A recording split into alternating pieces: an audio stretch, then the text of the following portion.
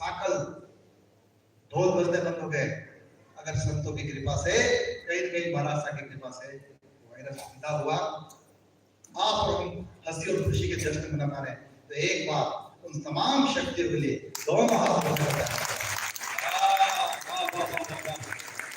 उस दोस्त से निकलने में आशीर्वाद का तो योगदान रही, दो कम्युनिटी, दो कौम का विशेष योगदान रहा। वो नहीं होते तो भी हम कोरोना से नहीं लड़ सकते, उनके लिए भी छुटपुट डाले तो बचना। एक डॉक्टर और दूसरे पुलिस वाले, दोनों का योगदान महान था। डॉक्टर ने भी डोज दी, पुलिस वालों ने भी डोज दी, डॉक्टर ने भी टीके लगाए, पुलिस वालों ने भी टेटू बनाया। फर्क ये था कि डॉक्टर जब डोज देता था तब इतना जरूर पूछ लेता था कि पिछली वाली किस तरफ लगी। पुलिस वालों ने ऐसा कोई सिस्टम नहीं रखा। स्वप्न जी जब बेसन लेने गए सूची लेके लौटे। बहुत अच्छे।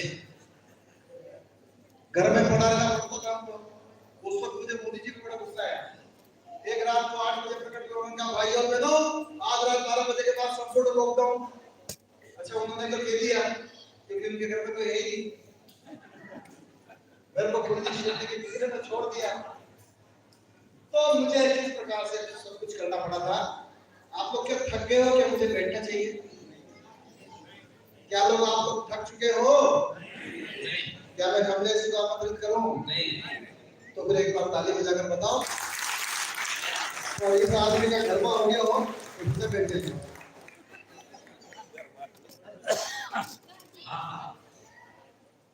आइए मैं समझ सकता हूँ कि पत्नी की भी इतनी बात हो गई, खुद की पत्नी की भी बात हो गई, दूसरे की पत्नी की भी बात हो गई।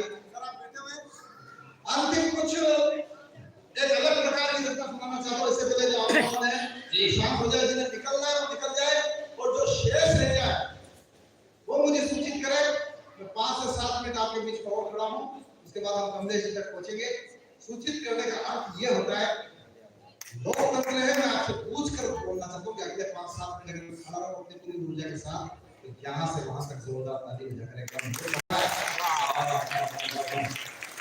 मैंने कहा था कोई उसके मत जाए। अभी जी चले गए, भैया चले गए, जिसको निकलना है 2 मिनट और दे रहा हूँ निकल जाए। आपको नहीं मिलेगा और किसी को जाना है? अब कोई भी उठ के गया मैं सीधा बात करूंगा।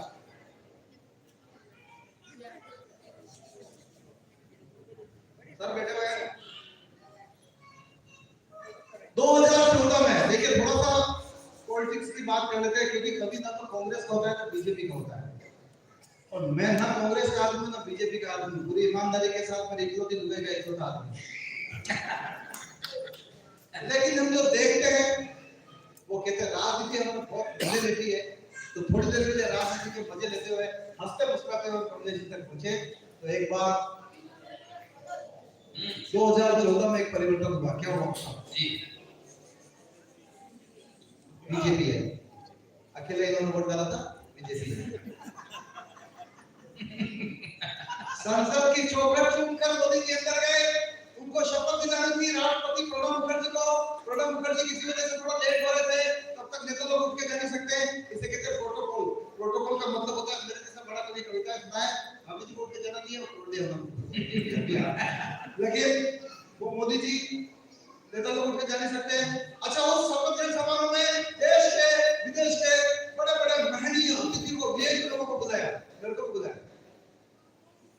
टीवी में देखा आपने, मैं पीछे बैठा हुआ था, क्या देखा? मैंने खुद भी देखा, आपने कैसे देखा? अब एक नेता का यार राष्ट्रपति जी लेट आ रहे हैं तो क्या करें? उसका नेता क्या काम करो, फिल्मी गाना गाते हैं। इसका नेता क्या फिल्मी गाना दिखाएंगे तो शर्त रखेंगे। एक नेता खड़ा होगा, अपना गाना किसी को समर्पित करेगा, डेडिकेट करेगा, उसके बाद 8 मिनट में खुद के बारे में बताएगा। अब मैं 2-5 मिनट इस प्रकार की मस्ती लेता हूँ, उसके बाद अपना स्थान होगा। सबसे पहले खड़े हुए वो एक नेता खड़ा होगा, अपना गाना किसी को समर्पित करेगा, 8 मिनट खुद के बारे में बताएगा, फिर गाने का मिलान करो, थक गए हो फिर ताली बजाएगा।